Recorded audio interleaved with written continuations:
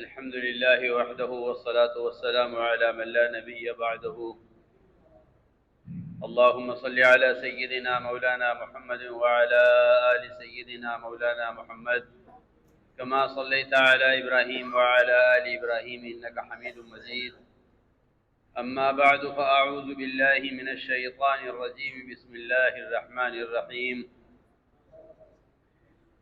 ألف لام ميم حسب الناس أن يتركوا أن يقولوا آمنا وهم لا يفتنون ولقد فتنا الذين من قبلهم فليعلمن الله الذين صدقوا وليعلمن الكاذبين.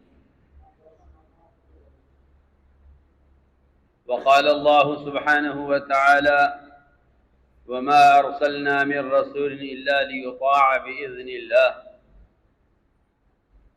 وقال عليه الصلاة والسلام: المؤمن كالجمل الآنف إن قيد إن قاد وإن أنيخ على صخرة استناقا. وقال عليه الصلاة والسلام: من قال لا إله إلا الله مخلصا دخل الجنة. قيل وما إخلاصها؟ قال أن تحجزه عن محارم الله أو كما قال عليه الصلاة والسلام. मेरे मोहतरम बुजुर्गों, दोस्तों, अजीजों, ईमान बिल गैब ही असल है। जिस चीज़ की तस्दीक मुशाहिदे की बुनियाद पर की जाए उसको ईमान नहीं कहते। Nahmaduhu wa nusalli wa nusallim ala rasulihil karim, amma ba'd. Tuan-tuan dimulakan Allah Subhanahu wa taala, asal iman ialah iman bil ghaib. Iman dengan perkara-perkara yang ghaib. Mempercayai sesuatu tanpa musyahadah, tanpa tajribah. Satu orang mempercayai atau menerima sesuatu kerana dia musyahadah perkara tersebut ataupun kerana pengalaman, dia menerima kerana pengalaman yang dia ada, itu tidak dinamakan iman.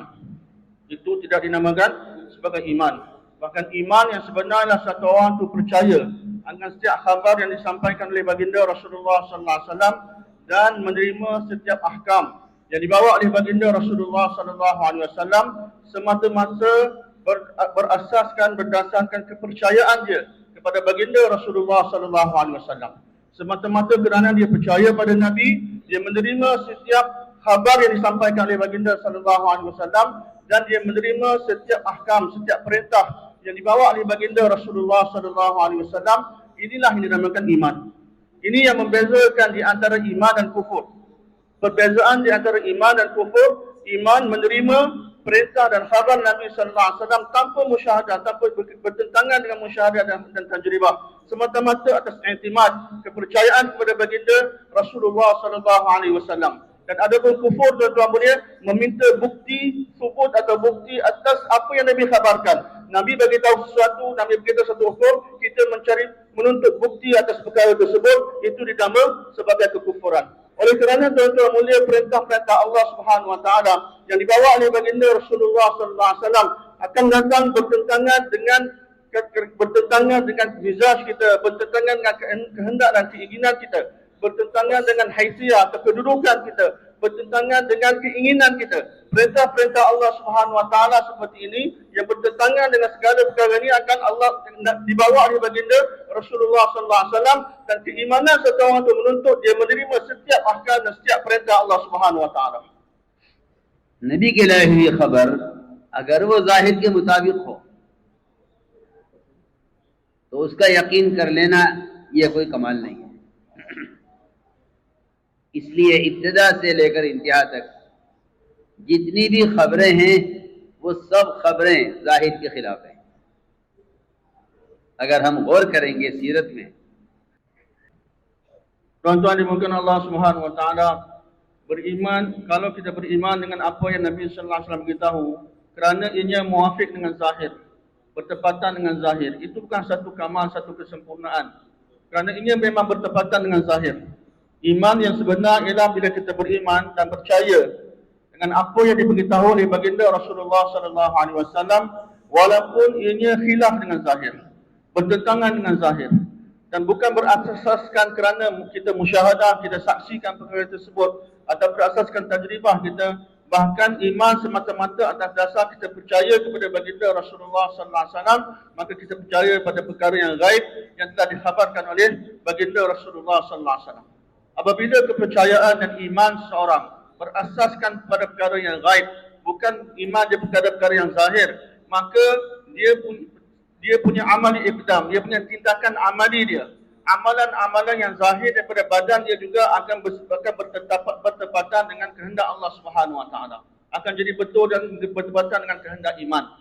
Akan tetapi apabila dalam hati seseorang itu tidak ada iman bil ghaib, maka dia punya tindakan zahirnya juga atau amalannya juga tidak akan bertepatan dengan kehendak Allah Subhanahu Wa Taala. Tidak akan bertepatan dengan kehendak iman. Ini satu perkara Maulana beritahu. Jadi iman, bila iman satu orang dalam hati dia ada iman bil ghaib, maka amali ikdam dia tindakan amali dia, amalan yang zahir daripada badannya juga akan bertepatan dengan kehendak iman. Akan tetapi bila dalam hati dia tidak ada iman, maka amalan juga bertentangan dengan iman. Satu lagi perkara Maulana beritahu tuan-tuan mulia, hari ini kita faham iman hanya berkaitan dengan aqaid semata-mata. Jadi kita kata iman hanya berkaitan dengan aqaid, tidak ada hubungan dengan ibadat, tidak ada hubungan dengan muamalah, dengan muasyarah, dengan akhlak. Kita jadikannya satu bahagian, satu syu'bah daripada agama, seolah-olah ianya tidak ada hubung kait dengan bahagian-bahagian agama yang lain. Sedangkan tuan-tuan bukan Allah Subhanahu Wa Taala, iman mempunyai hubungan dengan setiap bahagian agama, setiap amalan daripada agama. Ini ada hubungan dengan ibadat kita, ini ada hubungan dengan muamalat kita, ini ada hubungan dengan akhlak kita, dengan muasyarah kita. Ini ada hubungan yang sangat rapat sebagaimana hubungan roh dengan badan.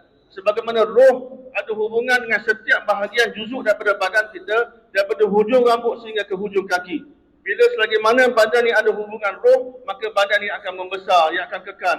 Bila tidak ada hubungan roh, maka dia akan mati. Jadi sebagaimana roh ada hubungan dengan setiap bahagian daripada badan kita, begitulah juga tuan-tuan mulia, iman ada hubungan dengan setiap amalan dalam agama kita. Dalam setiap bahagian dalam agama kita, daripada akidah, ibadat, sehinggalah kita punya keperluan seharian kita. Sehinggalah perkara-perkara yang berkaitan dengan hajat dan keperluan kita sebagai manusia yang kita perlukan setiap hari. Ini perkara yang baginda Rasulullah sallallahu alaihi wasallam telah fahamkan kepada kita dan fahamkan kepada sahabat, dan daripada kisah yang Maulana telah beritahu, kita akan dapat faham dengan jelas perkara ini. Kerana Allah Subhanahu Wa Taala berfirman dalam Al-Quran, ya ayyuhallazina amanu udkhulu fis silmi kaffah. Allah SWT perintah kita untuk masuk dalam Islam secara sempurna. Masuk dalam Islam secara sempurna. Yani apabila satu orang tu meninggalkan mana-mana amalan Islam, perintah Allah Subhanahu Wa Taala, sama ada ianya berkaitan dengan ibadat dia atau berkaitan dengan cara dia punya makan minum, cara kehidupan seharian dia, maka seolah-olah dia belum lagi, maka Quran beritahu dia belum lagi masuk Islam, dalam Islam secara sempurna. Untuk itu Maulana bagi beberapa contoh dan misal, beberapa kisah. Satu kisah tuan-tuan bukan Allah Subhanahu Wa Taala zaman sahabat tuan-tuan mulia, sebelum zaman jahiliah, orang-orang musyrikin, mereka kebiasaannya selepas mereka berperang, mereka akan gantung pedang mereka di sebuah pokok. Zatu Anwat, mereka memanggil pokok tersebut, dan mereka gantung atas dasar kepercayaan mereka gantung pedang mereka pada pokok tersebut. Bila sahabat-sahabat tengok perkara tersebut, sahabat kata ni benda yang bagus. Benarnya lepas berperang, penat-penat letih, apa salah kita gantung pedang pada pokok, kita tak ada bebanan nak bawa pedang tu ke hulu hilir, keperluan nak guna pedang pun dah tak ada, dah selesai perang. Maka tapi sahabat-sahabat tidak terus buat, dia tidak terus buat apa yang terfikir dalam hati mereka. Kerana sahabat-sahabat faham bahawa mereka kena taat dan mereka kena apa saja mereka nak buat dalam kehidupan mereka, sama ada berkaitan dengan ibadat, sama ada berkaitan dengan muasyarah mereka, amalan seharian mereka kena rujuk pada Nabi sallallahu alaihi wasallam, mereka kena tanya, kena ikut Nabi sallallahu alaihi wasallam. Maka kerana mereka diperintah, sahabat-sahabat telah bentukkan mizan daripada sahabat untuk mukhalafah, untuk buat sesuatu yang bertentangan dengan orang musyrikin buat, bertentangan dengan Yahudi dan Nasara buat, perkara yang orang bukan Islam buat. Maka benda itu dah terpasak dalam hati sahabat-sahabat. Sebagai contohnya, Nabi SAW bila dapat tahu orang-orang Yahudi mereka puasa pada 10 Muharram, Maka Nabi tanya kepada mereka, kenapa kamu berpuasa pada hari ini? Maka orang Yahudi beritahu, kami berpuasa kerana inilah hari yang mana Allah Subhanahu Wa Taala telah selamatkan kami daripada Firaun. Maka baginda sallallahu alaihi wasallam beritahu, kalau itu sebabnya kerana hari tersebut Allah telah selamatkan Nabi Musa AS dan kamu daripada Firaun, maka kami lebih berhak untuk berpuasa pada hari ini. Tapi Nabi sallallahu alaihi wasallam ajar pada sahabat-sahabat, kita jangan berpuasa satu hari hanya pada 10 Muharram sebagaimana orang Yahudi berpuasa, bahkan bersama dengan 10 Muharram kita kena tambah lagi satu hari. Sampai dalam bab puasa pun Nabi sallallahu alaihi wasallam larang kita daripada musyabahat bersama dengan cara Yahudi, apatah lagi dengan cara-cara lain. Sedangkan puasa ni satu ibadat, ahamul ibadat, salah satu ibadat yang paling penting dalam agama. Dalam bab itu pun Nabi sallallahu alaihi wasallam larang kita daripada menyerupai cara Yahudi, apatah lagi dalam cara-cara hidup yang lain. Hari ini tuan-tuan mulia, cara kehidupan Yahudi telah meresap dalam kehidupan kita dan kita telah ikut cara kehidupan mereka dalam setiap perkara. Jadi sahabat-sahabat telah faham akan perkara ini tuan-tuan mulia.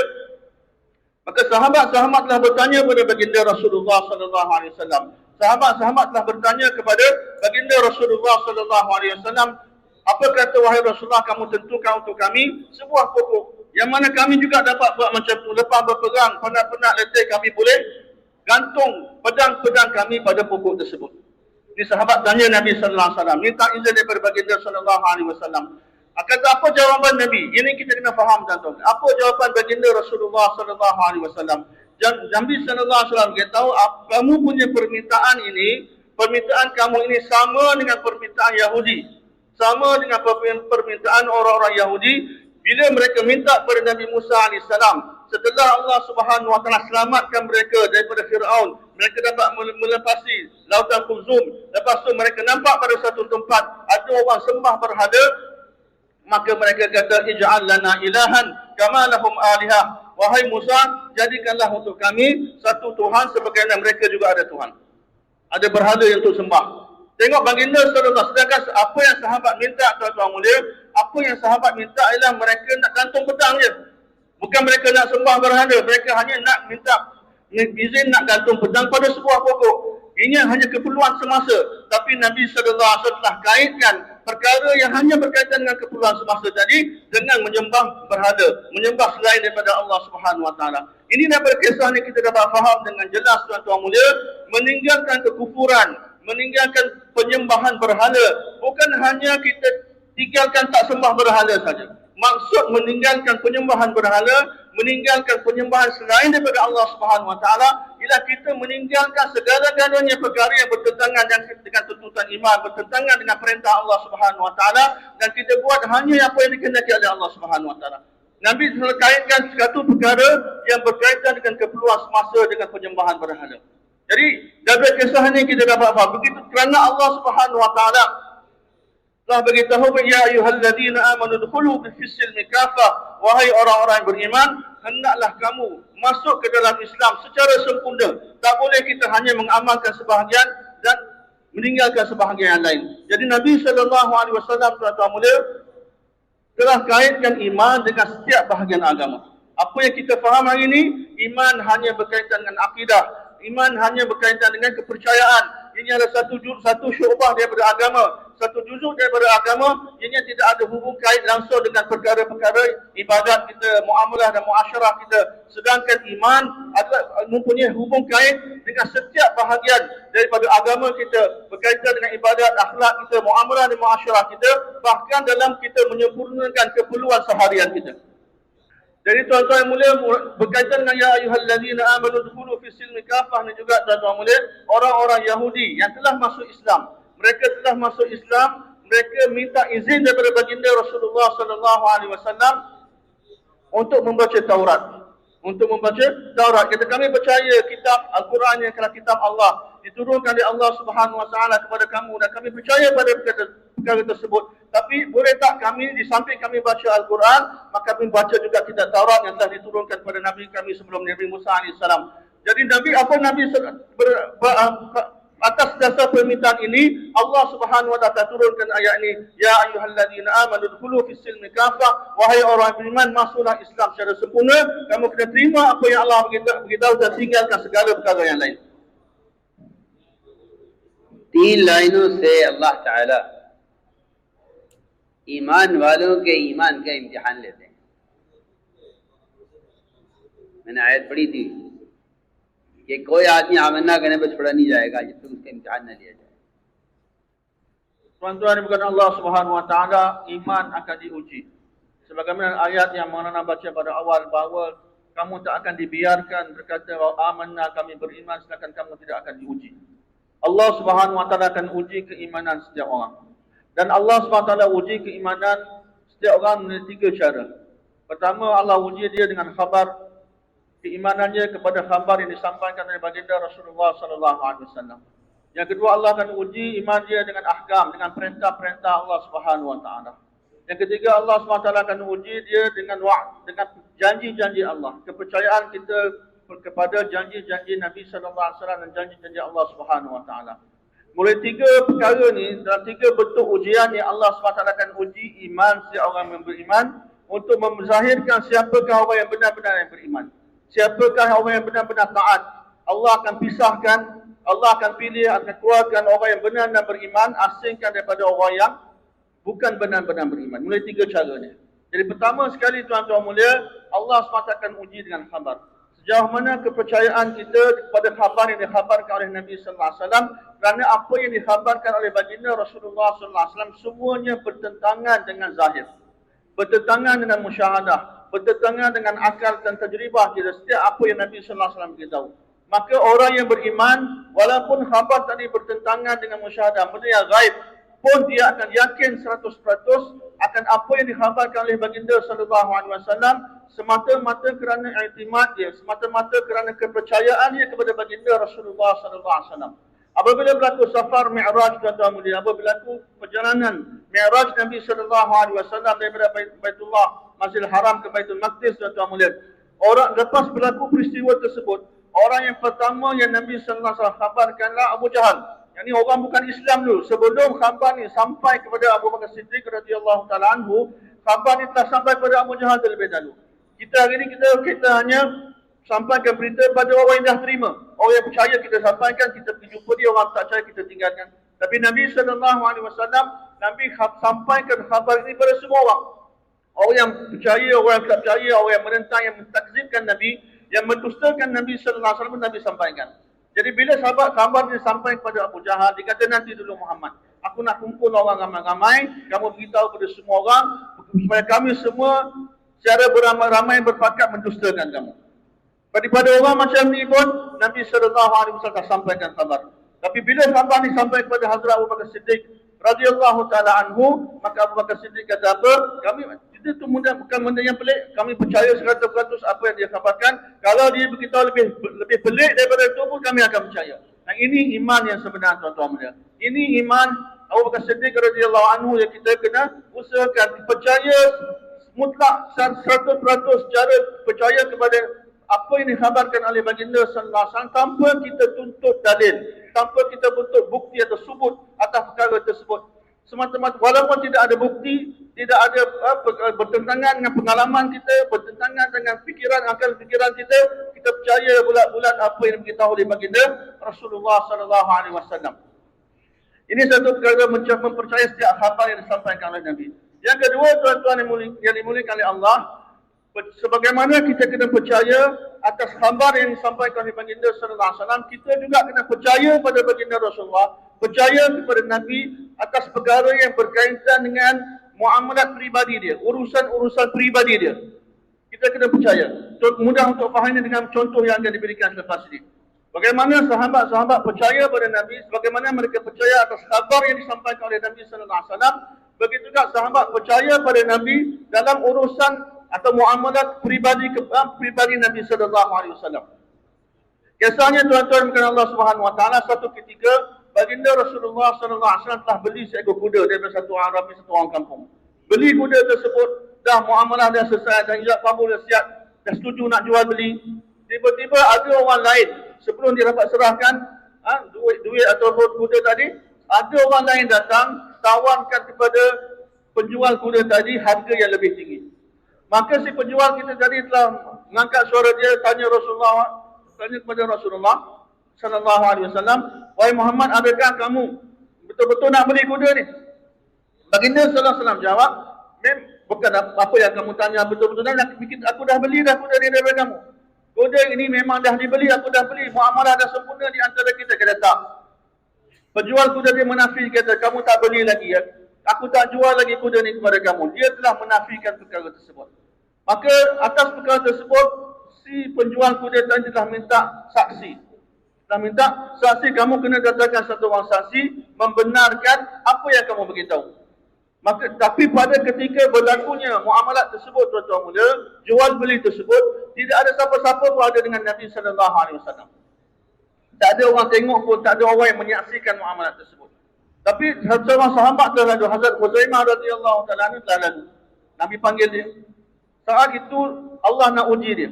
Allah nak uji keimanan Hazrat Huzaimah radhiyallahu anhu, adakah dia membenarkan apa yang Nabi sallallahu alaihi wasallam beritahu berkaitan dengan urusan pribadinya. Kerana apa, tuan-tuan mulia?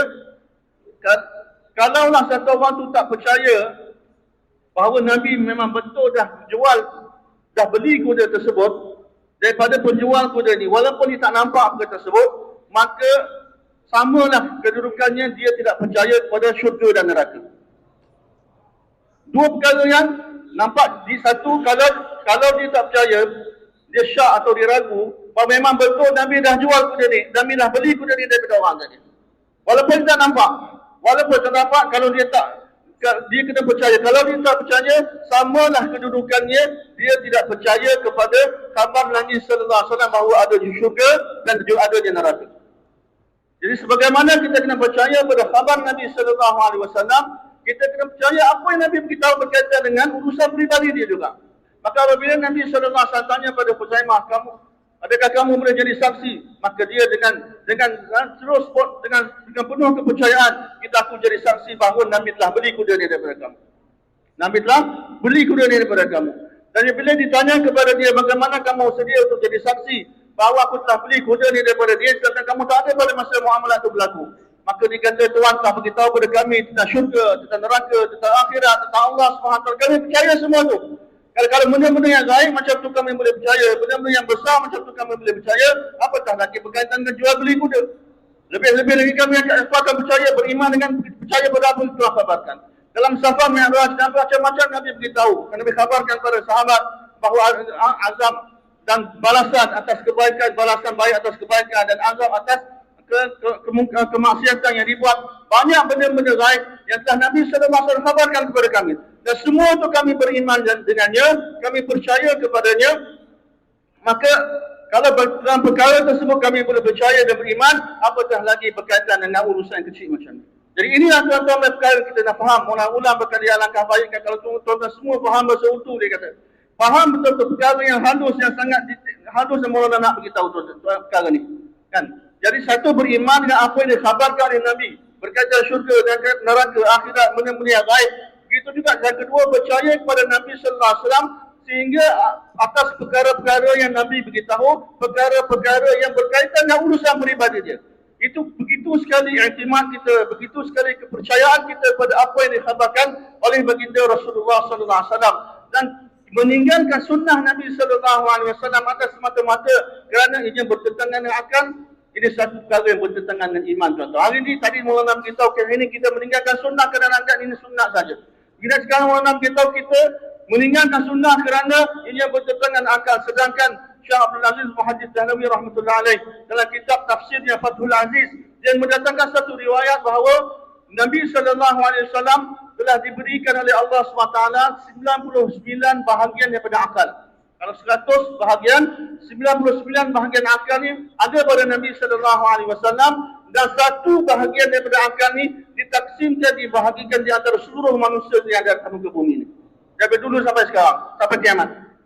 Jadi apa orang yang bijak pandai, orang yang mahir dan saintis yang ada atas muka bumi hari ini, semua yang ada atas dunia ni, dikumpulkan semua akal mereka.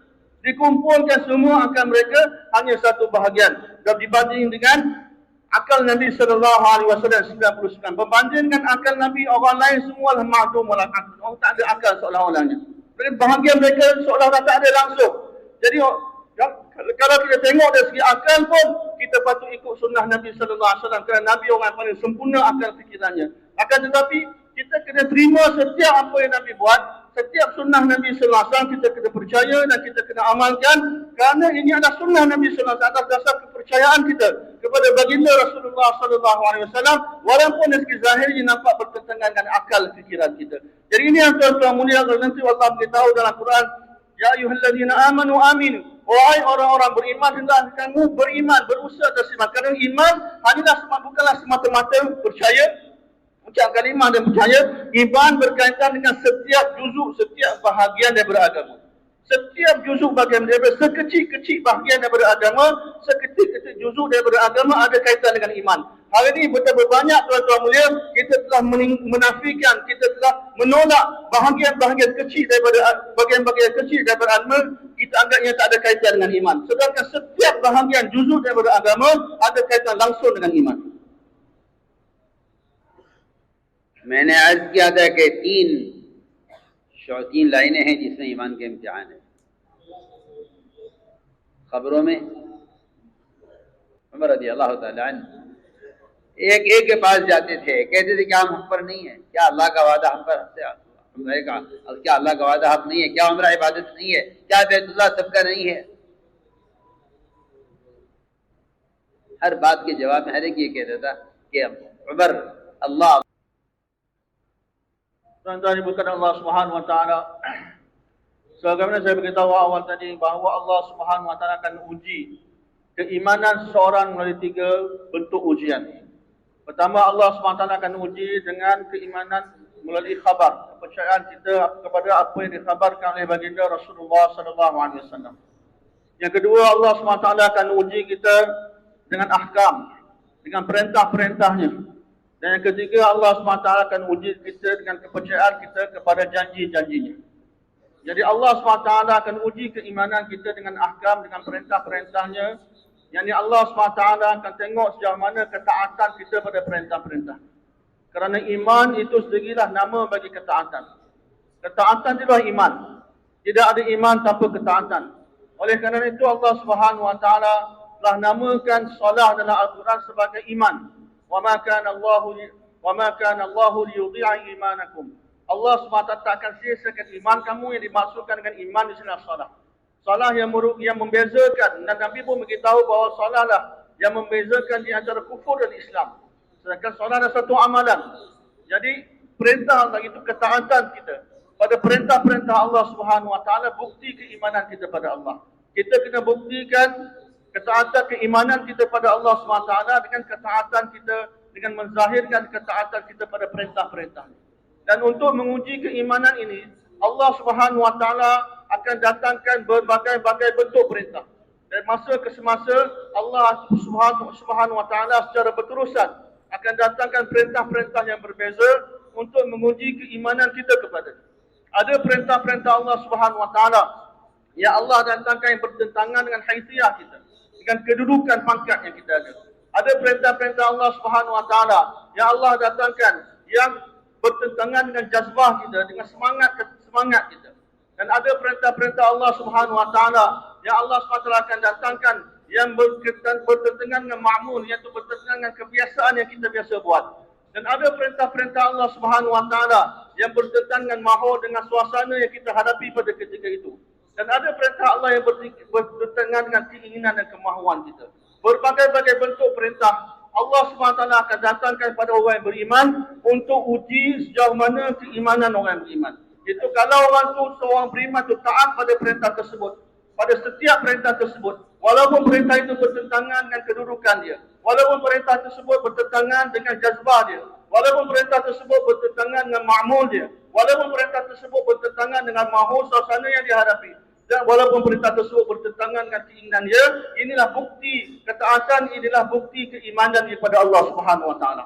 Namun telah datangkan beberapa contoh tuan-tuan mulia, bagaimana Allah Subhanahu wa taala telah uji keimanan dengan perintah-perintah tadi. Pertama ialah ujian yang Allah telah uji para malaikat.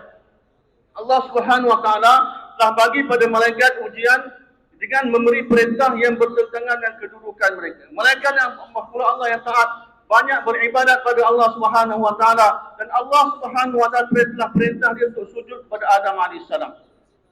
Allah SWT bagi perintah yang menyembahkan satu orang itu terpaksa turun daripada kedudukan dia.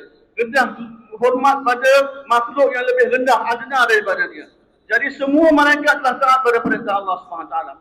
Ibadat-ibadat yang sebelum ni yang telah dibuat, itu perintah untuk ibadat itu adalah untuk membentuk istiadat dalam hati diri seseorang untuk taat perintah seterusnya. Itu bukanlah imtihan untuk ibadat, bahkan imtihan atas iman seseorang itu. Allah bagi perintah untuk beribadat untuk uji keimanan seseorang, ketaatan dia pada Allah Subhanahu wa taala. Jadi dah lama ibadat sejauh mana dengan ibadat yang kamu buat tadi, adakah kamu dapat bentuk sifat ketaatan pada Allah Subhanahu wa taala dan tunduk kepada Allah Subhanahu wa taala, atau dengan ibadat yang kamu buat banyak tu menyebabkan kamu bina kedudukan kamu rasa kamu ada kedudukan yang tinggi, kamu orang yang hebat. Ini Allah Subhanahu wa taala akan uji. Jadi tuan-tuan mulia, bila malaikat diperintah untuk sujud pada Adam AS, maka semua malaikat telah sujud kecuali iblis. Syaitan tidak sujud pada Allah Subhanahu wa taala kerana dia kata apa? Ana khairum minhu. Aku lebih baik pada dia, aku lebih tinggi kedudukan daripada dia, aku lebih tinggi darjat daripada dia. Kenapa aku perlu tunduk kepada makhluk yang lebih adna, yang lebih rendah daripada aku? Di sini tuan-tuan Hazrat Tani rahmatullahi alaihi beritahu ilmu, akal dan ibadat satu orang. Ini tuan-tuan mulia, di sini iblis tuan-tuan mulia dia tertipu dengan akal dia. Walaupun satu orang tu dia ada ilmu yang tinggi, dia ada akal fikiran yang bijak, yang sempurna, dan begitu juga ibadat yang banyak. Macam iblis ni tuan-tuan, dia banyak ibadat, ilmu dia pun banyak, akal dia pun bijak.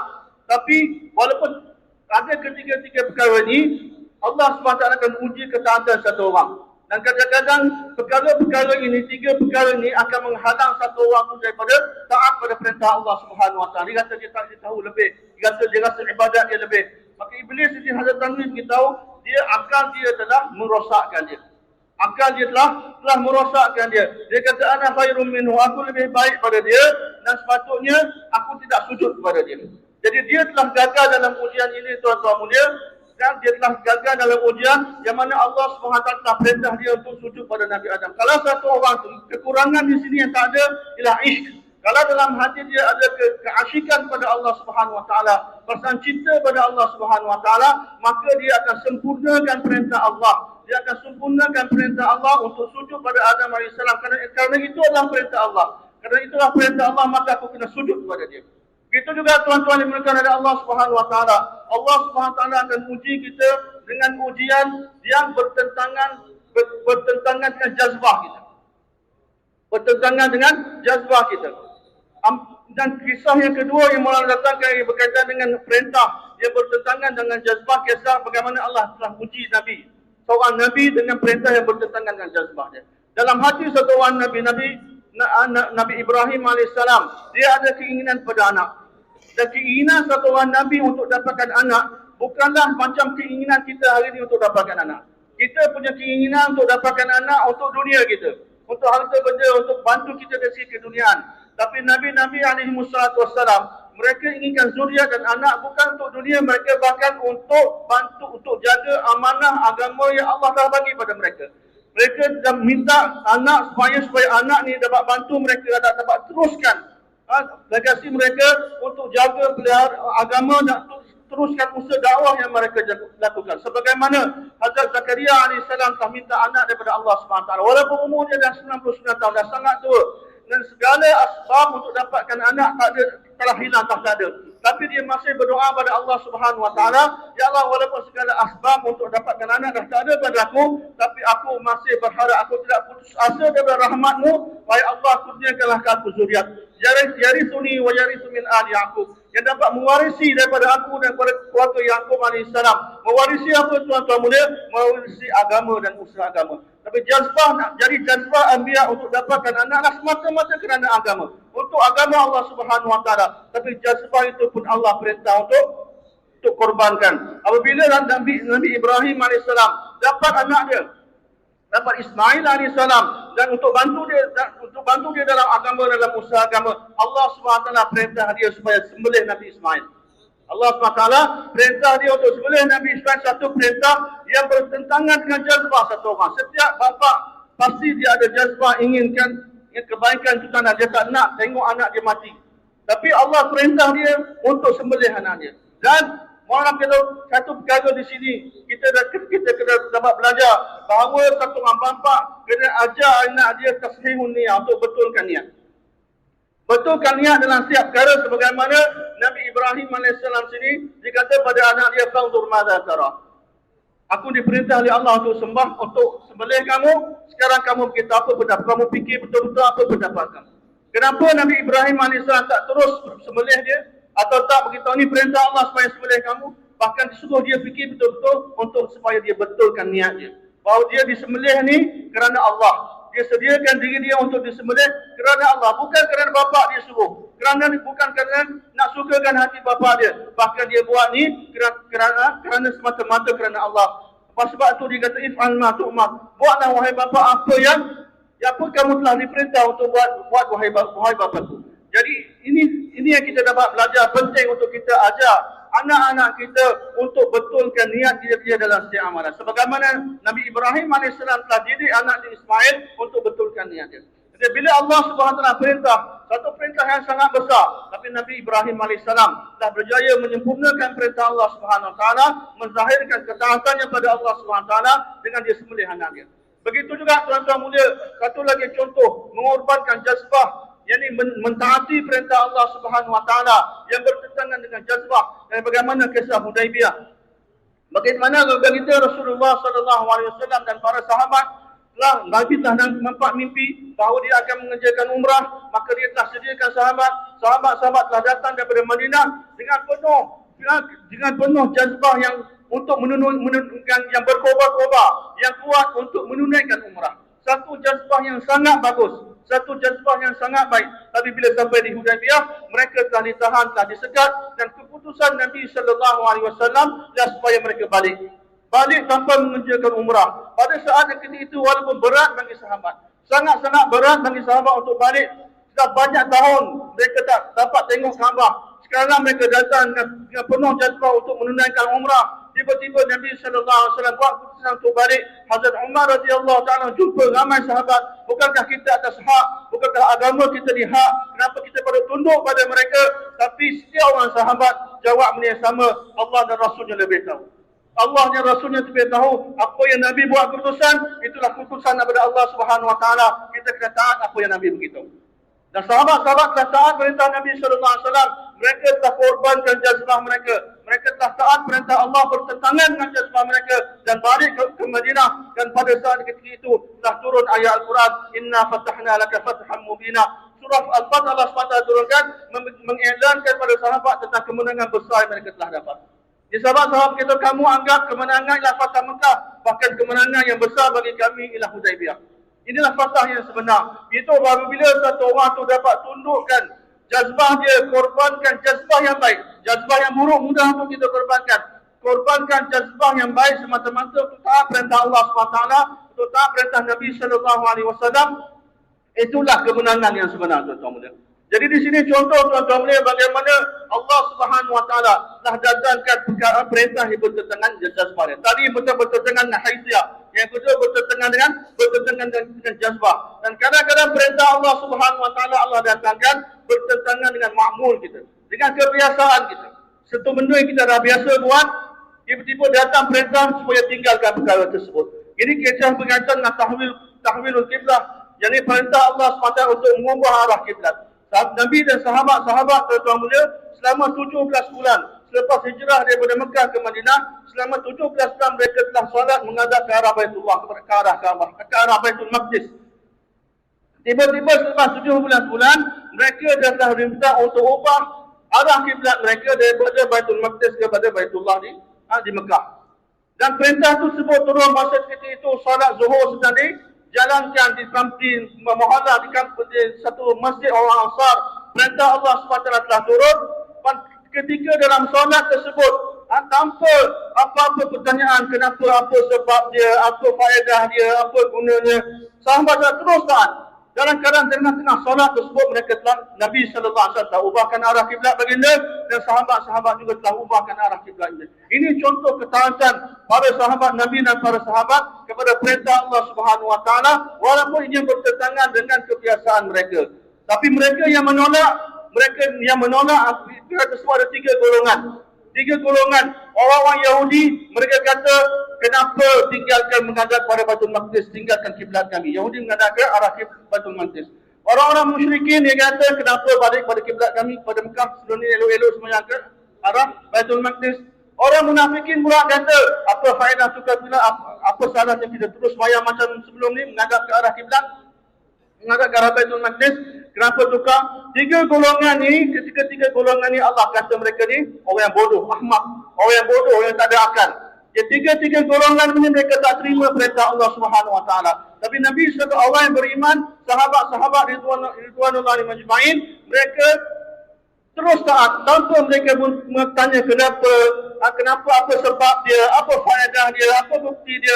Mereka terus taat pada perintah Allah Subhanahu wa taala. Ini contoh tuan-tuan boleh bagaimana sahabat-sahabat bagaimana mereka telah taat perintah Allah yang bertentangan dengan makmul mereka. Begitu juga ada perintah-perintah Allah Subhanahu wa taala tuan-tuan yang mulia yang bertentangan dengan keinginan kita, bertentangan dengan kemahuan kita.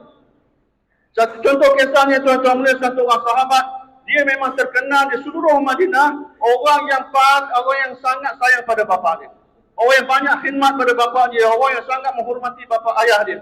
Tiba-tiba Nabi SAW bagi perintah pada dia, hukum pada dia, sekarang kamu pergi pancung pada bapa kamu.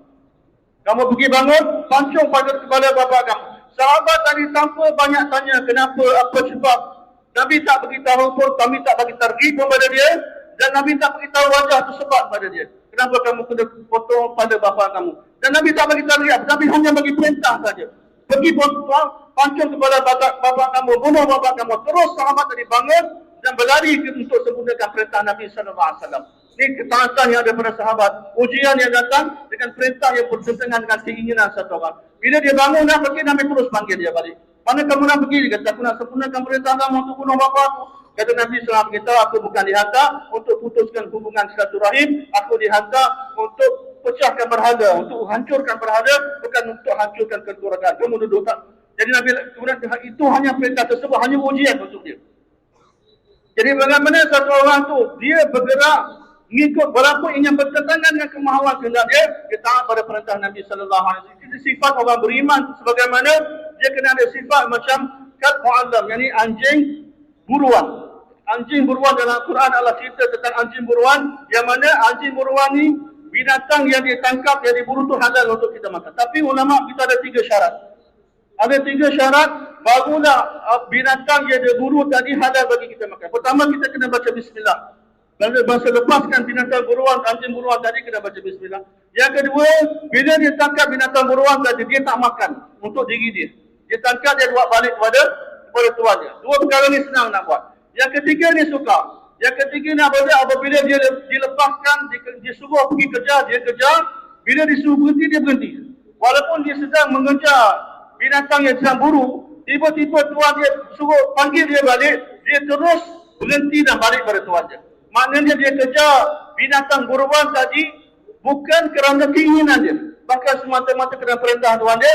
Bila perintah tuan yang suruh berhenti, maka dia terus berhenti dan balik pada. Kalau ada 3 perkara ni barulah halal untuk dimakan binatang itu. Begitulah sifat yang patutnya pada orang beriman, sifat ketaatan dia pada Allah Subhanahu wa taala, kepada Nabi sallallahu alaihi wasallam.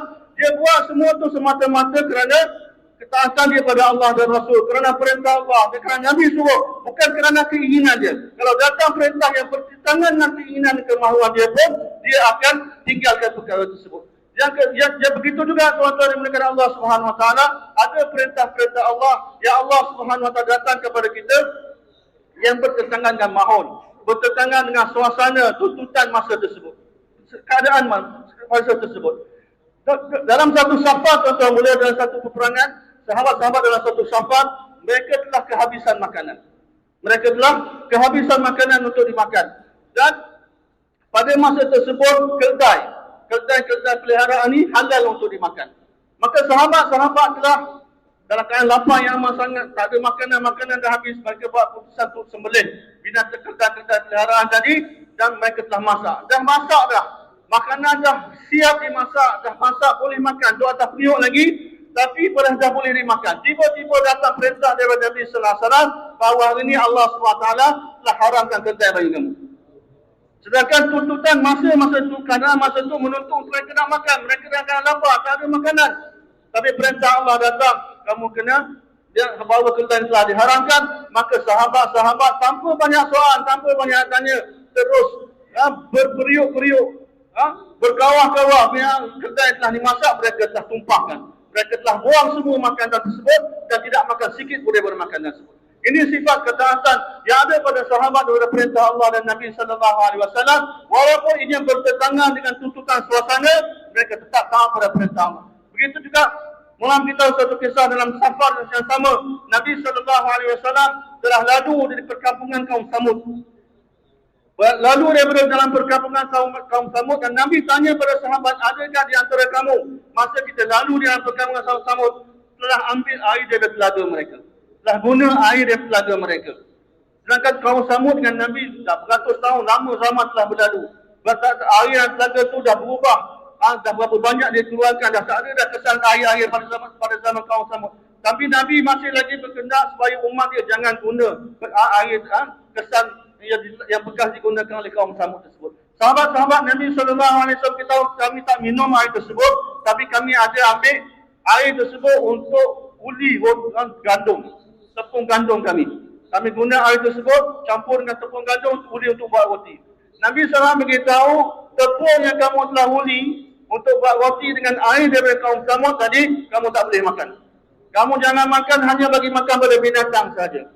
Itu sekali Nabi SAW nak jaga umat dia daripada terlibat dengan benda-benda yang haram, benda-benda yang syubhah yang ada kaitan dengan orang musyrikin. Tapi kita hari ini, orang Islam bersama-sama duduk makan apa yang orang musyrik makan, itu kita makan. Apa yang mereka makan, perkara yang sama kita makan. Nabi SAW air yang dia ambil dari tempat yang pernah turun azab Allah, orang musyrikin yang pernah dikenakan azab Allah Ta'ala. Walaupun dah lama zaman berlalu, Nabi SAW tidak benarkan sahabat-sahabat untuk dunia. Hari ini kita begitu mudah, kita makan apa yang mereka makan. Jadi tuan-tuan dimulakan Allah Subhanahu Wa Ta'ala, inilah perintah-perintah Allah. Allah akan uji keimanan orang yang beriman. Allah akan uji keimanan mereka, ketaatan mereka. Tanda keimanan adalah ketaatan.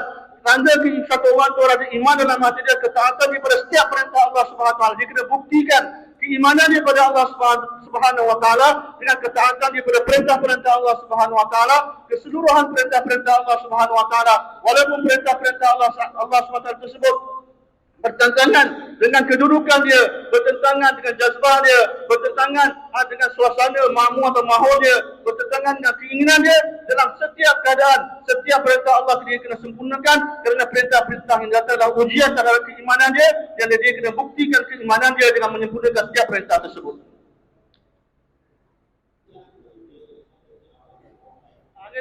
Imam Ghazali dalam kisah yang tadi, yang kita kedai peliharaan tadi, kalau kita sekarang kita takwilkan apa perintah-perintah Allah, kita cuba nak takwil. Imam Ghazali rahmatullahi alaihi beritahu, takwil itu kamu punya takwilan telah melemahkan takwil itu sendiri. Sahabat-sahabat mereka tidak ada takwil, mereka apa yang perintah Nabi SAW beritahu, apa yang Allah beritahu, mereka terus laksanakan. Kita hari ini buat takwil untuk keluarkan daripada, untuk mengelak daripada perintah Allah Subhanahu Wa Ta'ala.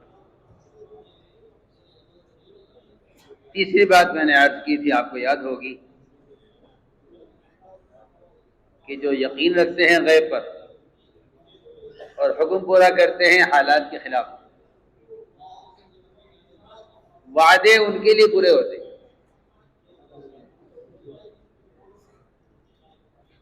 इसलिए कि मैं याद करना है कि इस जमाने में सहाबा किराम के साथ गैबी मददों के बयान करने से लोग ये समझते हैं कि ये उनके ईमान का कमाल है। ये दोनों चीज़ें इस वक्त आलमी सतह पर सुन्नत से हटी हुई है। ग़िज़ा की ज़रूरत है, इस तरह सुबह शाम इनफरादी दावत की ज़रूरत है। ये जो कुछ आमाल मस्जिद हैं, ये थे इसका मकसद के लिए कि रोजाना हर मुसलमान का अपने बदन से इस्तेमाल, वो खुद दूसरों को दावत देने के लिए अपने बदन का इस्तेमाल हो, ताकि इससे ईमान का कमाल हो। Tuan-tuan bukan Allah Subhanahu Wa Taala. Orang beritahu tadi ada 3 perkara, 3 bentuk ujian. Allah SWT akan uji iman seorang. Pertama, Allah akan uji dia dengan khabar. Yang kedua, Allah uji dia dengan ahkam. Yang ketiga, Allah akan uji dia dengan janji-janji dia. Sejauh mana keyakinan dia pada janji Allah Subhanahu Wa Taala. Sebelum tu Maulana beritahu tuan-tuan satu perkara, Maulana kata islah sangat penting untuk kita betulkan. Satu salah faham yang sangat besar yang telah berlaku pada kita rakan seusaha. Dan kita semua secara istimai telah melakukan kesalahan ini. Seluruh dunia punya rakan seusaha secara istimai telah buat kesalahan ini dan mereka telah salah faham. Yang pun sangat-sangat perlu diperbetulkan dan diislahkan. Iaitu apa salah faham kita? Kita anggap sempurnanya janji-janji Allah Subhanahu Wa Taala atas seseorang itu tanda bagi kesempurnaan iman dia. Macam sahabat-sahabat berlaku pada sahabat, nusrah Allah, nusrah ghaibiyah Allah, pertolongan Allah datang pada mereka. Dan kita anggap sempurna janji-janji Allah atas seorang itu tanda kesempurnaan imannya. Sedangkan ini salah. Tak betul. Kesempurnaan janji-janji Allah atas seorang bukan tanda satu orang itu sempurna imannya. Bahkan tanda kesempurnaan iman satu orang adalah kesempurnaan ketaatan dalam diri. Bila ketaatan dalam diri sempurna, itulah tanda iman dia sempurna. Walaupun tak berlaku apa-apa benda yang pelik pada dia. Walaupun tak berlaku, dia tak boleh jalan atas air, dia tak boleh terbang atas langit, kan? Dia tak berlaku apa-apa keramat atau benda yang pelik pada dia. Tanda keimanan satu orang adalah tanda kesempurnaan seorang adalah kesempurnaan ketaatan dia pada perintah, kesemua perintah Allah dalam setiap keadaan. Walaupun perintah tersebut bertentangan dengan kedudukan dia, bertentangan dengan makmur dia, bertentangan dengan semua perkara yang Allah jelaskan tadi. Janji Allah SWT sempurna atas ketaatan tadi. Sempurnanya janji Allah, bila satu orang tu sempurnakan ketaatan daripada perintah Allah SWT, sempurnakan perintah Allah, maka Allah SWT sempurnakan janji dia atas dia kerana kesempurnaan ketaatan, kerana dia taat perintah Allah dengan keyakinan pada Allah. Jadi ini salah faham berlaku, kamu kena yakin, maka janji Allah akan sempurna. Tidak cukup hanya yakin tuan-tuan mulia. Kena sempurnakan perintah Allah dengan keyakinan. Sempurnakan. Kalau tidak berlaku benda yang pelik, satu orang tu boleh berjalan atas air ke, dia boleh terbang kat langit ke, turun makanan dari langit ke untuk dia. Kalau benda ni berlaku pada satu orang tanpa ittiba sunnah ada dalam diri dia, tanpa dia taat perintah Allah dengan sempurna dalam diri dia, maka orang ni bukan wali, orang ni tukang sihir. Penyihir pun berlaku benda pelik-pelik. Dia boleh berjalan atas air, boleh berjalan atas api. Macam benda-benda pelik berlaku pada diri dia. Tapi dia bukan wali Allah. Banyak nabi-nabi yang berlalu tuan-tuan mulia, tak ada satu mukjizat bersama dengan dia. Banyak nabi-nabi yang datang tanpa mukjizat dan tak banyak wali-wali Allah datang tanpa keramat. Jadi berlaku benda-benda yang bertentangan dengan adat, berlaku benda-benda pelik dan ajaib ni bukan tanda kesempurnaan iman satu orang. Ini kita kena faham betul. Bahkan tanda kesempurnaan iman seseorang adalah kesempurnaan sifat taat dia pada perintah Allah Subhanahu Wa Taala. Yang seterusnya tuan-tuan beritahu tuan-tuan mulia, bila satu orang Allah Subhanahu Wa Taala akan uji satu orang tu dengan keyakinan daripada janji-janji dia. Perkara yang ketiga. Yang ini kadang-kadang Allah akan letakkan dia dalam satu keadaan yang mana bertentangan, keadaan yang mukhalif, untuk uji keadaannya sejauh mana yakin dia pada janji. Orang yang beriman tuan-tuan, dia tak terkesan dengan suasana, dia tak terkesan dengan keadaan semasa. Bahkan dia yakin pada janji Allah Subhanahu Wa Taala, apa yang Allah Taala janjikan pasti akan berlaku. Bila dia sempurnakan perintah Allah dengan penuh keyakinan pada janji Allah, maka pasti Allah akan sempurnakan janji. Kerana janji Allah bersama dalam perintah, dalam ahkam. Dan kudrat Allah bersama dengan janji dia. Bila satu orang tu sempurnakan perintah Allah, maka Allah Subhanahu wa taala akan sempurnakan kudratnya, akan sempurnakan janjinya atas perintah tadi. Kita lihat bagaimana baginda Rasulullah sallallahu alaihi wasallam punya yakin baginda kepada janji Allah Subhanahu wa taala. Baginda sallallahu alaihi wasallam buat usaha di Mekah dalam keadaan tak ada siapa pun nak dengar perkataan baginda. Tak ada siapa sedia untuk terima dakwah baginda. Suasana jauh sangat bertentangan dengan Nabi sallallahu alaihi wasallam. Nabi pergi ke kabilah demi kabilah. Man yansuruni, man yu'wini, man yamna'uni. Nabi bertanya kepada mereka, siapa yang sedia untuk bantu aku? Siapa yang sedia untuk tolong aku? Siapa sedia untuk bagi perlindungan pada aku? Supaya aku dapat buat usaha dakwah. Pada masa tersebut, tuan-tuan mulia, tak ada siapa pun yang sedia untuk bantu Nabi sallallahu alaihi wasallam. Sebelum itu satu perkara saya tertinggal mula beritahu tadi, janji Allah Subhanahu wa taala bila untuk orang yang beriman. Wa'adallahu alladhina amanu minkum wa 'amilus salihat layastakhlifannahum fil ardi kama istakhlafa alladhina min qablihim. Sehingga ke akhir ayat, Allah SWT janjikan istikhlaf, Allah janjikan tamkin fil ard. Allah SWT telah janjikan kekuasaan atas muka bumi, kekuasaan atas muka bumi, kebenangan dan kemuliaan pada orang yang ada iman dan amal. Mereka yang sempurna yakin dia dan sempurnakan amal. Ini sebenarnya tuan-tuan mulia, ini janji Allah. Hari ini tuan-tuan mulia, salah faham kita telah menjadikan ma'ud sebagai maksud. Kita telah menjadikan ma'ud sebagai maksud. Sedangkan apa yang Allah janjikan itu ma'ud, itu bukan maksud kita.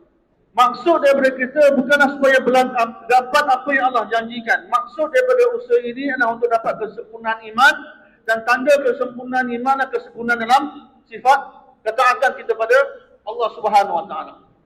Hari ini salah faham di antara kita rakan usaha sendiri. Kita anggap bila satu orang tu dia buat amal, berlaku benda yang pelik, datang nusrah ghaibiyah secara langsung pada dia, Allah sempurnakan apa yang dia doa, maka ni tanda orang ni iman kuat. Satu orang tu buat amal, dia semayang tak berlaku apa-apa, ni iman kamu lemah. Tak berlaku apa-apa lebih, dia tanda iman kamu lemah, iman kamu tak sempurna. Ini salah faham tuan-tuan mulia. Tanda kesempurnaan iman satu orang bukanlah sempurna janjinya Allah atas diri dia, berlaku yang punya benda pelik pada dia. Tanda kesempurnaan iman satu orang dan kesempurnaan taat daripada Allah. Kesempurnaan ittiba' daripada Nabi SAW. Bila satu orang tu sempurna iman dia, sempurna taat dan ittiba', Allah akan sempurnakan janji dia. Sebagaimana yang Allah SWT kehendaki. Yang contoh yang Maulana beritahu kisah ni, bagaimana yakinnya Nabi SAW dalam dia buat dakwah, man yansuruni, man yu'mini, siapa yang bagi perlindungan padaku, siapa sediakan tempat untuk, tak ada siapa yang sedia. Dia pernah Nabi sampai kata Bakar bin Wa'il punya kabilah. Nabi SAW tanya mereka, kamu sedia tak? Kalau kamu sedia, bagi tempat untuk aku sedia hijrah ke tempat kamu. Ini sepatutnya satu orang dia sedia buat apa sahaja, tinggalkan kampung halaman dia, anak isteri dia untuk asalkan dia dapat buat dakwah. Nabi SAW, kalau kamu sedia, aku sedia pergi pada tempat kamu, duduk dengan kamu, buat supaya aku dapat buat dakwah di sana. Maka Bakar bin Wa'il, dia kata, kami tak dapat bagi perlindungan ini kepada kamu, kerana kami di bawah penguasaan, bawah jajahan Parsi. Dan mereka, Raja Faris ini raja yang sangat zalim. Dia akan terus hukum tanpa tanya, tanpa apa, dia akan bagi hukuman keras kepada kami. Jadi kami takut pada mereka. Kalau kami bagi perlindungan pada kamu, kami jemput kamu datang buat dakwah ke tempat kami. Nabi SAW, apa yang Nabi beritahu kepada mereka? Mereka orang Farsi yang kamu semua takut pada dia hari ini, kalau kamu terima kalimah, kalau kamu terima Islam, dan kamu bantu aku buat usaha dakwah, Allah akan jadikan isteri-isteri mereka atas tempat tidur kamu lepas ini. Jadi isteri-isteri mereka akan jadi hamba sahaya kamu. Anak-anak mereka akan jadi hamba sahaya kamu. Dalam keadaan masa itu di Mekah, tak ada orang nak sedia nak dengar apa percakapan Nabi. Tak ada siapa pun sedia nak tolong, nak bagi, nak terima dakwah Nabi. Tapi Nabi beritahu dengan penuh yakin pada kabilah Bakar bin Wa'il, kalau kamu terima dakwah aku ini, kamu bantu aku buat usaha dakwah, Allah akan tundukkan Farsi kepada kamu. Mereka, isteri-isteri mereka akan berada di atas tempat tidur kamu sebagai hamba kamu, dan anak-anak mereka akan jadi hamba-hamba yang berkhidmat pada kamu. Begitu tingginya yakin Nabi SAW kepada janji Allah Subhanahu Wa Taala. Begitu juga tuan-tuan yang mulia, apabila Nabi serah hijrah daripada Mekah ke Madinah, Suraqah bin Malik telah kejar Nabi, cuba nak tangkap Nabi untuk dapatkan ganjaran yang telah ditawarkan oleh orang Quraisy. Apa Nabi beritahu kepada dia? Bahawa kalau kamu beriman, kamu lepaskan aku janji bahawa satu hari nanti. Apa pendapat kamu? Satu hari nanti, gelang-gelang Kisra akan dipakaikan di tangan kamu. Gelang Kisra akan dipakaikan. Dalam keadaan Nabi dengan sebut, orang Mekah tak nak terima Nabi, orang Kekas tak nak bunuh Nabi SAW. Orang ni pun tak nak bunuh Nabi. Tapi Nabi dengan penuh yakin beritahu kepada dia bahawa agama dia akan tersebar, Kisra akan jatuh di bawah Islam dan gelang Kisra akan dipakaikan di tangan kamu. Ini sepatutnya tahap keyakinan yang ada pada satu orang dai kepada janji Allah Subhanahu Wa Taala dalam menjalankan usaha dakwah. Dia kena yakin 100%. Dia jangan terkesan dengan apa yang keadaan sekarang. Apa yang sedang berlaku sekarang, penentangan yang berlaku sekarang, orang tak nak terima, orang tak nak dengar, semua khilaf. Kita jangan terkesan dengan keadaan sekarang, kita kena yakin akan apa yang Allah Subhanahu Wa Taala telah janjikan. Ini tuan-tuan mulia ujian terhadap keimanan kita. Allah akan uji kita, keimanan kita dengan keyakinan kita pada khabar-khabar yang disampaikan oleh Nabi. Allah akan uji keimanan kita dengan ketaatan kita pada perintah-perintahnya, dan Allah akan uji kita dengan keyakinan kita terhadap janji-janji. Allah akan datangkan suasana yang khilaf dengan kita, nak tengok, nak uji sejauh mana keyakinan kita kepada janji-janji Allah Subhanahu Wa Taala. Dan tuan-tuan berikan Allah SWT, usaha dakwah yang kita jalankan adalah satu perintah Allah. Kita kena anggapnya sebagai satu perintah Allah Subhanahu Wa Taala, dan kita kena jalankan usaha dakwah ini mengikut sunnah, mengikut cara baginda Rasulullah SAW. Hari ini tuan-tuan boleh mulai beritahu aku sangat kecewa, jangan sangat sedih. Dua usaha Nabi yang merupakan maksud Bentah Nabi, maksud pengutusan Nabi atas muka bumi itu ta'lim dan dakwah. Nabi dihantar sebagai muallim dan Nabi dihantar sebagai da'i. Tapi dua-dua amalan utama ini tuan-tuan mulia tidak berjalan mengikut sunnah. Sedangkan ini maksud Nabi dihantar ke atas muka bumi ini. Umat ini diberitahu untuk teruskan kerja ini. Tapi ta'lim dan dakwah hari ini di seluruh dunia tidak berjalan mengikut sunnah Nabi SAW, menyebabkan daripada dakwah, iman dengan dakwah yang dijalankan, iman tak terbina, tak terhasil, dan dengan ta'lim yang dijalankan, tarbiyah tak dapat. Tarbiyah yang sempurna tak dapat, iman yang sempurna tak dapat dihasilkan kerana dakwah tak dijalankan mengikut sunnah, dan dakwah tak dijalankan, ta'lim tak dijalankan mengikut sunnah. Jadi sangat-sangat penting tuan-tuan muliakan Allah SWT, kita kena menjalankan kedua-dua usaha ini, amalan ini mengikut sunnah Nabi SAW. Dan menjalankan sunnah yang besar dalam menjalankan usaha dakwah dan dalam ta'lim inilah kita kena guna diri kita untuk buat dakwah, dan kita kena guna diri kita untuk buat ta'lim. Bukan guna alat, bukan guna benda-benda, kitab, tulisan.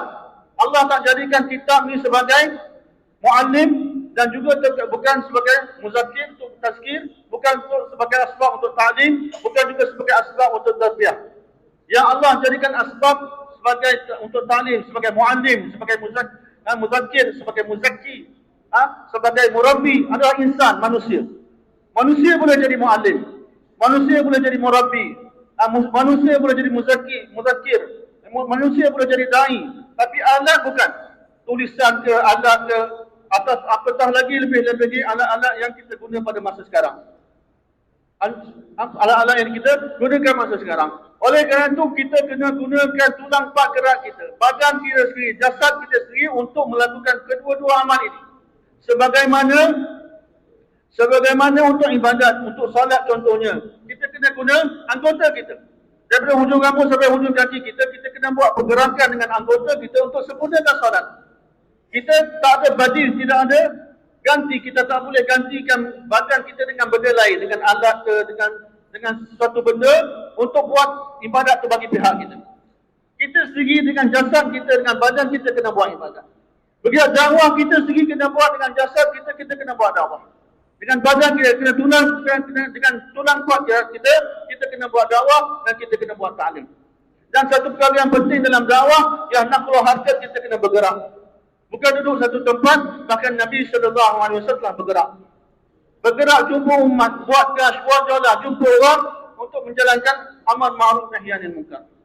Amar ma'ruf nahi anil munkar itu tuan-tuan mulia adalah syarat untuk kamalul iman, dan itu kesempurnaan iman kita. Bila satu kita buat kerja dakwah, mengajak manusia pada Allah, melakukan amar ma'ruf nahi munkar, dengan cara ini sahaja tuan-tuan mulai iman kita akan sempurna. Ta'muruna bil ma'ruf wa tanhauna 'anil munkar wa tu'minuna billah. Bila daripada ayat ini kita dah faham sebab utama untuk kesempurnaan iman adalah amar ma'ruf nahi anil munkar. Melakukan dakwah. Dan Maulana Badrul Alam Mirdi rahmatullahi alaihi dalam kitab Terjemahan Sunnah dalam jilid yang kedua, dia dengan jelas memberitahu, kitab yang sangat hebat, yang sangat bagus tuan-tuan, kalau kita baca betul-betul, dia beritahu walaupun ada satu orang yang mana dia sibuk dengan ibadat dengan sebegitu rupa, sembahyang dengan sebegitu rupa sehingga kesan sujud zahir pada dahi dia. Dan dia puasa begitu banyak sehingga lidah dia kering sebab puasa. Bibir dia kering sebab puasa. Dan dia menyempurnakan zakat dengan sempurna. Kalau dia dah buat semua amalan-amalan tersebut pun, iman dia belum lagi sempurna selagi mana dia tak buat kerja amar ma'ruf nahi anil munkar. Dia tak mengajak manusia kepada kebaikan dan mencegah manusia daripada kemungkaran. Ini yang Maulana tulis. Ini kerana berdasarkan hadis Nabi SAW. Kesempurnaan hanya dengan Islam membuat amalan untuk islah diri, iman tidak akan sempurna. Yang ini dia orang tu semayang, tilawah, zikir, doa. Dia buat usaha untuk islah diri dia, maka hanya dengan itu iman dia akan sempurna.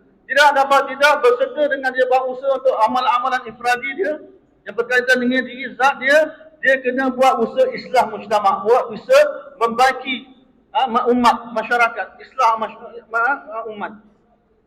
Apabila dia itu usaha amar ma'ruf nahi anil munkar, usaha dakwah. Dengan menjalankan usaha dakwah tuan-tuan mulia, dengan menyempurnakan tanggungjawab amar ma'ruf nahi anil munkar sahaja iman kita akan sempurna.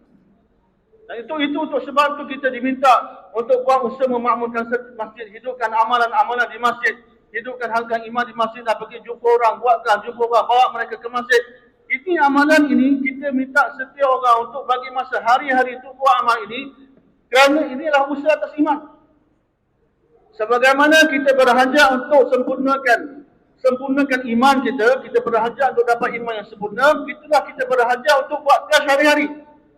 Sebab dengan kita buat gas hari-hari dan iman kita akan sempurna. Kerana khulasa daripada gas kita hari-hari kita buat jumpa orang ni adalah untuk sediakan mereka untuk buat baik dan mencegah mereka daripada kemungkaran. Keluarkan mereka daripada mahul, daripada suasana maksiat, suasana dosa, suasana kemungkaran, bawa mereka kepada suasana ketaatan. Sebab tu setiap orang yang kita pergi, kita sediakan dia bawa dia pada masjid. Bawa dia pada amal masjid. Inilah usaha mengajak dia kepada kebaikan, mencegah daripada kemungkaran, dan usaha ini kita semua kena buat untuk sempurnakan iman kita. Tanpa usaha seperti ini, tanpa amar ma'ruf nahi anil munkar, iman kita tidak akan sempurna. Tanpa amar ma'ruf nahi munkar, iman kita tak akan sempurna. Jadi kita kena rasa kita berhajat untuk buat gas. Sebagaimana kita rasa kita berhajat untuk kesempurnaan iman, begitulah juga kita kena berhajat untuk buat gas setiap hari. Kerana dengan gas tadilah iman kita akan sempurna. Jadi dua perkara yang Maulana beritahu tadi, yang Maulana Badrul Alam beritahu tulis dalam kitab dan Terjemahan Sunnah. Pertama dia beritahu tadi, walaupun satu orang tu sembahyang banyak, puasa banyak, sempurnakan zakat, iman dia tak akan sempurna selagi mana dia tidak buat kerja amal ma'ruf nahi munkar. Yang kedua dia beritahu, hanya dengan buat amalan zat kita yang berkaitan dengan islah diri kita, iman kita tak akan sempurna selagi mana kita tak fikir, kita tak usaha untuk islah mujtama' kita, untuk islah masyarakat sekeliling kita. Dengan usaha para nabi, Hazrat Maulana Yusuf rahmatullahi alaihi beritahu, dengan usaha para nabi sulaha akan dapat diwujudkan. Orang yang salih akan dapat dengan usaha nabi, cara nabi. Dan cara nabi buat usaha apa dia? Dia usaha atas umat. Usaha dan masyarakat. Dia bukan hanya sibukkan diri dengan diri dia sahaja, dengan amal ibadat diri dia sahaja. Ada yang buat usaha atas dalam kampung, atas daerah, atas kabilah, atas bandar atau negara, tempat dia diutuskan. Dan semua usaha Nabi-Nabi sama dari segi usaha amar ma'ruf nahi anil munkar. Akan tapi baginda Rasulullah SAW juga dihantar untuk usaha yang sama, tapi medan usaha Nabi SAW adalah seluruh alam. Medan usaha Nabi SAW adalah seluruh alam, seluruh umat. Maka dengan sebagaimana bila datangnya Nabi sallallahu alaihi wasallam, segala syariat yang terdahulu dimansuhkan, begitu juga dengan datangnya Nabi sallallahu alaihi wasallam, segala cara dakwah Nabi-Nabi terdahulu. Dari segi terhadnya medan dakwah mereka juga telah termasuk mana dengan datangnya Nabi SAW sekarang medan usaha umat inilah seluruh alam. Medan usaha umat ini adalah seluruh alam. Jadi tuan-tuan dimulakan Allah SWT kena sangat penting. Kita kena jalankan usaha dakwah, kita anggap usaha dakwah ini sebagai perintah Allah SWT dan kita kena pastikan bahawa usaha dakwah ini kita buat cara sunnah. Dengan kita sendiri bergerak jumpa orang, bukan kita guna alat, kita guna asbab benda-benda lain. Dalam menggunakan alat yang digunakan pakai pada zaman sekarang, tuan-tuan, tidak ada pahala dan tidak ada ganjaran atas perkara tersebut. Tidak ada ganjaran dan janji Allah SWT pun tidak akan disempurnakan. Janji Allah dan tidak akan ada kesan. Sampai atas tak ada kesan, ganjaran dan tak ada ganjaran atas usaha yang kita buat kalau kita tak buat ikut cara Nabi SAW. Jadi satu perkara yang penting dalam cara Nabi ialah kita sendiri kena bergerak. Kita sendiri kena jumpa orang, kena guna tulang pangkal kita untuk jumpa manusia, untuk ajak mereka kepada Allah SWT.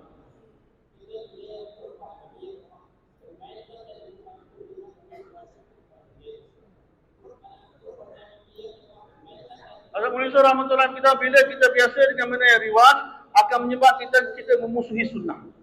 Akan menyebabkan kita memusuhi sunnah. Hari ini bila kita kata kita buat cara sunnah ada ramai orang menentang.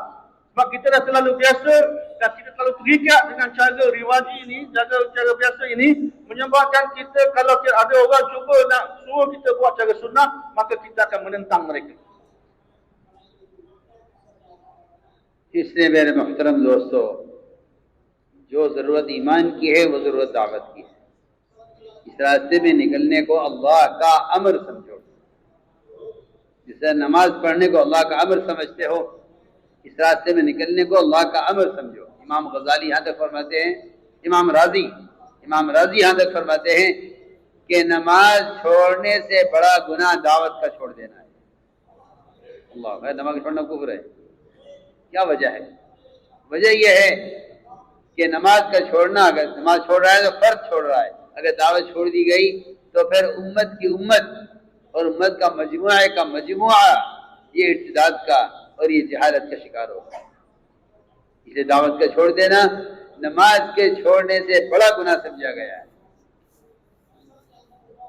इस काम को अल्लाह का अमर समझ कर करो और इस रास्ते में अल्लाह के अमर की वजह से निकलो। इसलिए कि अल्लाह के रास्ते में निकलना अल्लाह का हुक्म है। जरा नमाज पढ़ना अल्लाह का हुक्म है। निकलना इसलिए हुक्म है कि दावत देना हुक्म है, और निकलना इसलिए है कि निकलने के अलावा उम्मत तक दावत के पहुँचाने का कोई जरिया मसलूम नहीं है। मैं अर्ज कर चुका हूँ तफसील। इसलिए इसके लिए इरादे फरमाओ, नियतें फरमाओ। हर साल 4 महीने महाना 10 दिन, रोजाना 8 घंटे, ये हमारे काम का निसाब है। इस तक तो पूरी की पूरी उम्मत इज्तिमाई तौर पर इस पर खुद भी आना है, उम्मत को भी लाना है। ये तो मैं कहता हूँ कि तिहाई पर आना है आगे बढ़ने के लिए। Oleh kerana itu kita kena anggap ini adalah perintah Allah. Dakwah ila Allah adalah perintah Allah Subhanahu wa taala. Keluar jalan Allah untuk menjalankan usaha dakwah adalah perintah Allah Subhanahu wa taala.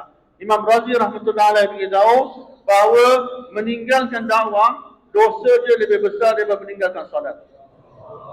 Satu orang tertinggalkan solat, dia telah tinggal satu perintah Allah. Tapi satu orang tinggalkan dakwah, dia telah menjadi penyebab banyak perintah Allah dia mati, bahkan irtidad berlaku dalam umat. Kemurtadan berlaku dalam umat dengan sebab ditinggalkannya usaha dakwah. Oleh kerana itu tuan-tuan, mula kita kena buat usaha ini dengan menganggapnya lah perintah Allah. Dan untuk menjalankan usaha dakwah tidak ada furush. Kerana hanya dengan furush sahaja dakwah akan dapat dijalankan. Furush lah kiwam, asas bagi usaha dakwah kerja ni. Tanpa furush tidak ada kerja. Jadi untuk buat kerja dakwah tidak kena ada nafsu harkat, kena ada pergerakan, kena ada keluar jalan Allah Subhanahu wa taala. Untuk itu tuan-tuan muda, dia akan menjawab kita. Ulama kita dari banyak kali ulama kita pentingnya furush, pentingnya kita buat usaha dakwah, pentingnya kita buat usaha amar ma'ruf nahi anil munkar, kerana ini bergantung pada usaha inilah dakwah dan amar ma'ruf nahi anil munkar inilah bergantungnya kesempurnaan iman kita, kesempurnaan ketaatan kita pada perintah Allah Subhanahu wa taala. Dan untuk menyempurnakan perintah buat usaha dakwah ini, kita kita dapat tidak, kita kena kelapangkan masa keluar dari jalan Allah Subhanahu Wa Taala. Jadi untuk itu tuan-tuan mulia, tertib bagi kita semua ialah paling kurang 4 bulan setiap tahun. Paling kurang 4 bulan setiap tahun, 10 hari setiap bulan, 8 jam setiap hari. Kita semua kena mahu datang pada tertib ini dan sediakan seluruh umat tertib ini. Semua sedia insyaAllah. इंशाल्लाह खड़े हो गए मदद कर Bangun bagi nama insyaAllah. 4 महीने के लिए हर पाँच साल 4 बुलान। महीने हर साल 6 महीने Setiap tahun 4 bulan, setiap tahun 6 bulan. वो भी हासिल करें Setiap tahun 4 bulan dan setiap tahun 6 bulan. Tak ada kurang pada tuan-tuan mulia. Tuan-tuan datang daripada negara-negara berbeza berbagi nama. Bangun bagi nama.